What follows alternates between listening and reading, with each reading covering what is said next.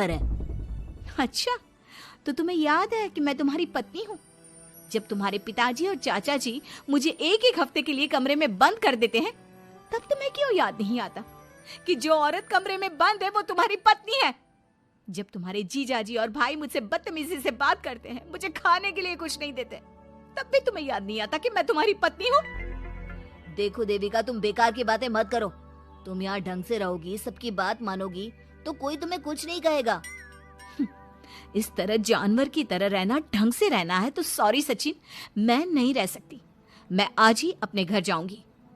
ये बोलकर देविका अपना सामान पैक कर लेती है और घर से जाने लगती है। सचिन भी उसके पीछे पीछे चलता है और उसे समझाने की कोशिश करता है।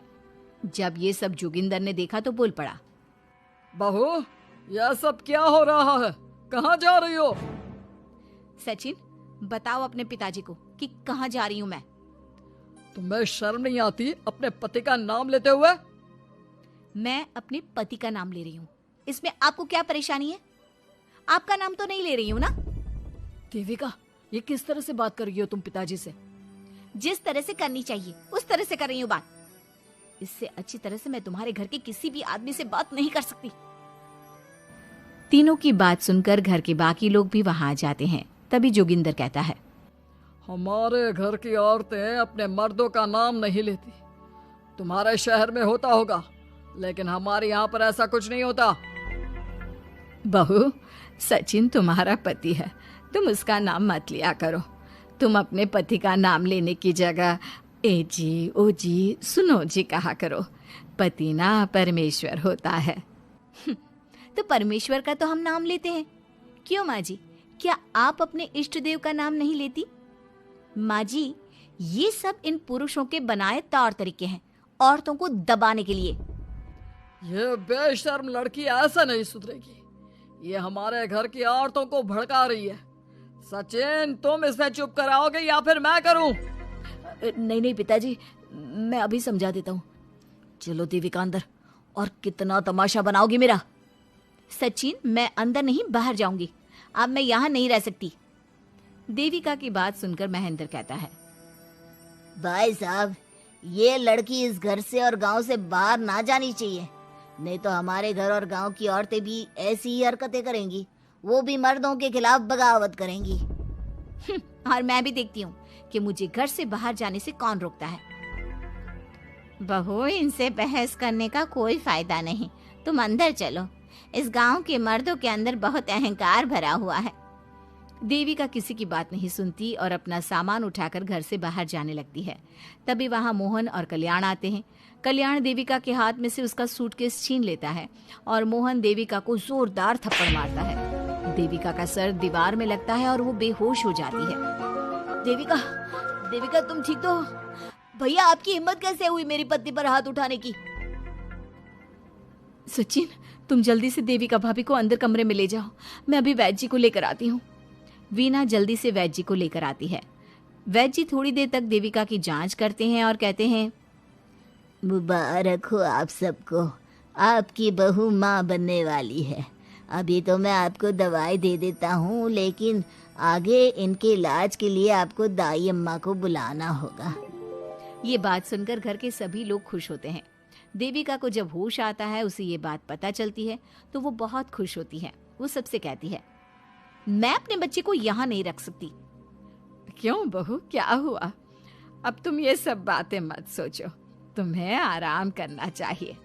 नहीं माँ जी, आप नहीं समझ रही।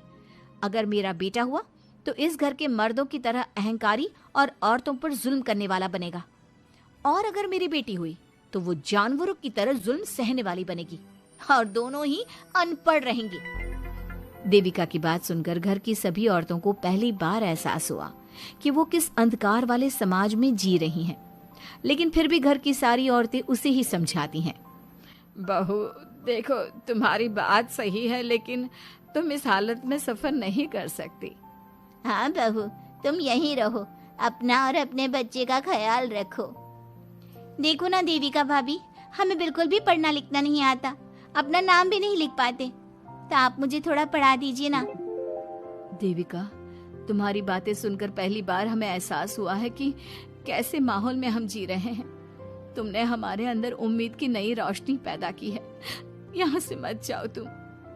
देविका ने घर की औरतों की बात सुनी तो उसका दिल पसीज गया। उसने गांव में ही रहने का फैसला लिया। वो अपने घर की औरतों को रोज पढ़ाती, उन्हें अपने अधिकारों के बारे में, देश के बारे में बताती। इसी तरह कई दिन बीत गए और एक दिन सुजाता ने सचिन से कहा, सचिन, देविका की तबीयत ठीक नहीं, तुम जल्दी जाकर दाई अम्मा को बुला लाओ ना। भाभी, दाई अम्मा क्या कर लेंगे? आप किसी डॉक्टर को बुला लो, मेरी तबीयत ठीक नहीं है। देविका, गांव के लोग डॉक्टर पर भरोसा नहीं करते। दाई अम्मा बरसों से ये काम कर रही है, वो तुम्हें ठीक कर देगी। सचिन, तुम्हारे घर वाले अनपढ़ हैं, तुम तो पढ़े लिखे हो ना, देख नहीं रहे मेरी हालत क्या हो रही है। तभी तो बोल रहा हूँ, समय बर्बाद मत करो, मैं अभी आता हूँ। सचिन दाई अम्मा को बुलाकर ले आता है। दाई अम्मा घरेलू नुस्खों से देविका का इलाज तो कर देती है। कुछ समय के लिए उसकी हालत भी स्थिर हो जाती है, लेकिन वो पूरी तरह से ठीक नहीं होती। फिर देविका सचिन से कहती है, सचिन, मुझे समझ में नहीं आ रहा तुम मुझे डॉक्टर के पास क्यों नहीं ले जा रहे। मैं माँ बनने वाली हूँ और मुझे ये भी नहीं पता कि मेरा हेमोग्लोबिन कितना है। दाई अम्मा कर रही है ना तुम्हारा इलाज।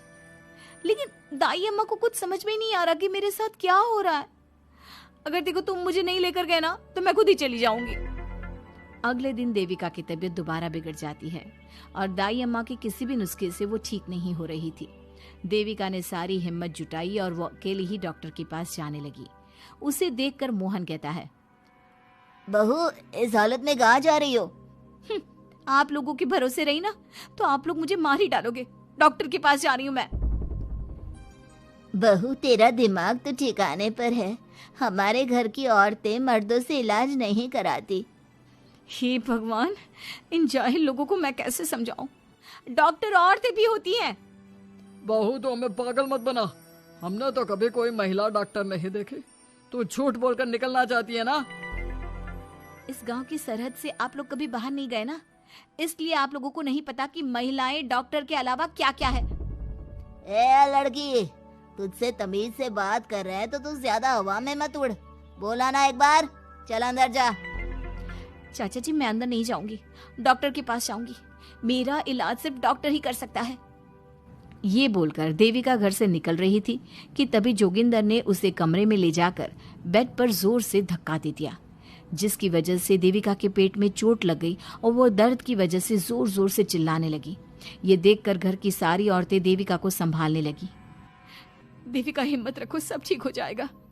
देविका भाभी, आप ठीक हो ना? माँ, कुछ करिए ना, भाभी की तबीयत बहुत खराब हो रही है। लेकिन मैं क्या कर सकती हूँ? भाभी, कुछ तो करो, कहीं बहू को कुछ हो ना जाए। उधर जोगिंदर मेन गेट पर बड़ा सा ताला लगा देता है और कहता है, आज के बाद इस घर से कोई भी औरत बाहर नहीं निकलेगी। देविका का बच्चा भी इसी घर में होगा, ये जिंदा रहे या मर जाए। जोगिंदर की बात सुनकर सभी औरतें बाहर आती हैं। जब विमला को इस बात का एहसास हो जाता है कि जोगिंदर देविका को डॉक्टर के पास किसी कीमत पर नहीं जाने देगा, तब विमला पहली बार अपना घूंघट उठाकर तेज आवाज में कहती है, मैं भी देखती हूँ देविका को डॉक्टर के पास जाने से कौन रोकता है। आज देविका डॉक्टर के पास जाकर रहेगी। देविका की सास का घूंघट आखिरकार उतर ही गया। घर के आदमियों ने पहली बार विमला का ये रूप देखा था और उसकी तेज आवाज पहली बार सुनी थी। क्या विमला अपनी बहू की जान बचा पाएगी या जोगिंदर अपनी पत्नी की आवाज भी दबा देगा?